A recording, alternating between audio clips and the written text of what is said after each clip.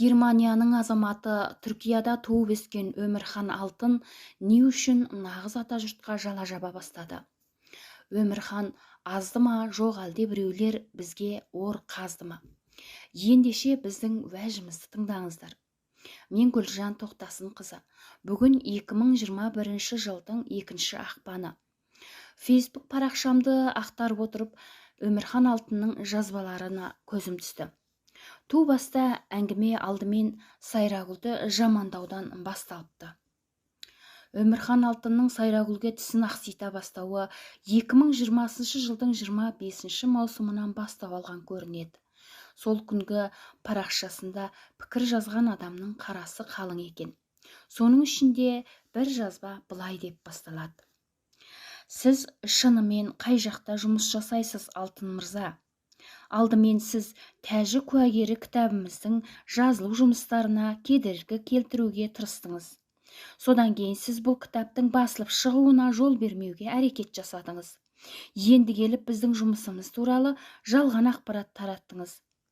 Мен сіздің неміс тілін жетік білмеуіңізге қарамастан, сізді сұхбатқа аудармашы болып жұмыс істеуге талдадым.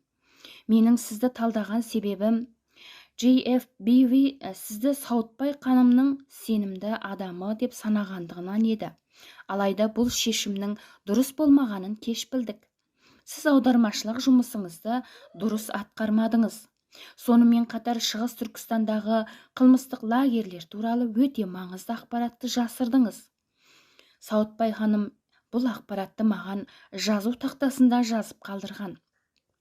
Сіздің қитұрқы әрекеттеріңіз мені Сауытбай туралы барлық ақпаратты басқа аудармашылардың көмегімен қайта жазуға мәжбүр етті. Баспагер сізді нашар жұмысыңыз үшін жақсы ақша төледі. Сіз баспагермен жасаған келісімшартқа қайшылық жасап, біздің көп уақытымыз бен ақшамызды босқа ысырап еттіңіз. Сауытбай ханым Шығыс Түркістандағы концлагердің құрбаны, өзінің көптеген қиындықтары мен ауыр азаптарына қарамастан өлімге басын бәй тігіп, өз халқы және фашистік концлагердегі тұтқындар үшін күресіп келді. Осылайша ол әрқашан өз өмірін қауіпке тігеді. Ұялмайсың ба? Құдай бәрін көреді, Алтын мырза. Тек кейде оның уақыты не ерте, не кеш келеді. Александра Каувелис, тәжі куәгері кітабының авторы. Еуропа. Лагерлер тозағынан құтылу және Қытайдың әлемдік үстемдікке қол созуы. Іле-шала араға 6-7 ай салып, жақыннан бері нағыз атажұртқа ашық шабуылға өте бастады.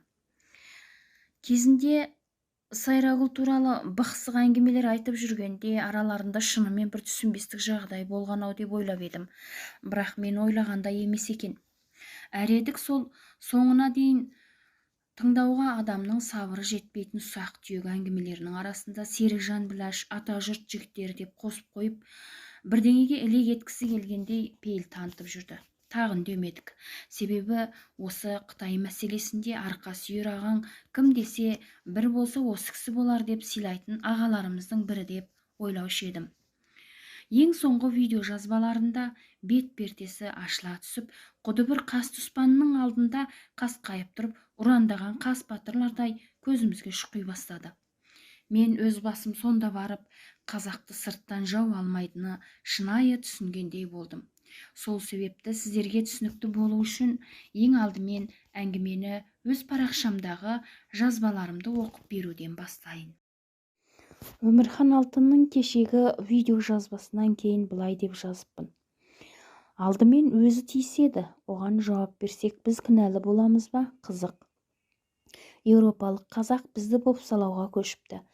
Қазақстанның құқық қорғау органдары біздің не істеп жүргенімізді күндіз-түні көріп отыр. Егер шынымен сіз айтқандай Көлденең көк аттының парақшасына салған біреудің көзқарасымен ақ біз күдікті болып саналатын болсақ, онда шынымен қазақ деген елдің шипасының біткені. Үкіметсіз жағдайда өмір сүріп шындықты айтқанымыз үшін айдауға кеткен кезіндегі боздақтардың қатарын толықтырарымыз қақ.